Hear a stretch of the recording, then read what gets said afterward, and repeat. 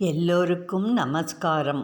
மார்கழி மாத வைபவத்தில் ஆண்டாள் இயற்றிய நாச்சியார் திருமொழி 1ஆம் திருமொழியில் 10ஆம் பாட்டு.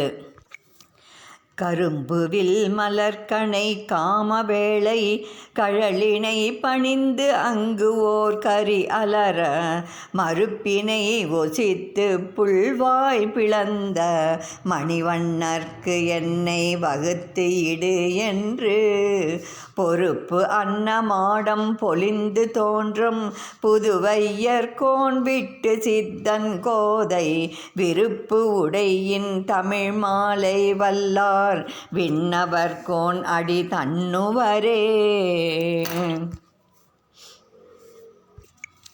அர்த்தம்: கரும்பாகிய வில்லையும் மலர்கணைகளையும் உடையவனாய் யாவரையும் காமத்தில் மூட்டுகின்ற மன்மதனை ஒன்றுக்கொன்று ஒப்பனை கழல்கள் அணிந்த அடிகளை வணங்கி கம்சன் சபை வாசலிலே நிறுத்தப்பட்ட ஒப்பற்ற குவலயா பீடம் என்ற யானையானது வீறிடும்படியாக அதன் கொம்பை முறித்து பகாசுரனுடைய வாயை கிழித்து போட்ட நீல ரத்தினம் போன்ற வடிவழைகையுடையவனோடு என்னை சேர்த்துவிட வேண்டும் என்று மலை போன்ற மாளிகைகள் நிறைந்து தோன்றும் ஸ்ரீவல்லிபுத்தூரில் உள்ளாருக்கு தலைவரான பெரியாழ்வார் திருமகளாரான ஆண்டாளுடைய விருப்பமடியாக பிறந்த இந்த தமிழ் மாலைகளை பாட வல்லவர்கள் அயர்வர் அமரர்களின் அதிபதியினுடைய திருவடிகள் அடையப் பெறுவார்